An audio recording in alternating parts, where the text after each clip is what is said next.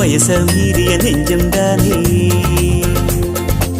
10 விரல் உனக்கு 10 விரல் உனக்கு ஒத்த விரல் மட்டும்தான் தித்திக்குது எதுக்கு? உன்னை தொட்ட விரல் தான் தித்திக்குது எனக்கு. மத்த விரல் மொத்தமா பட்டினிய கிடக்கு.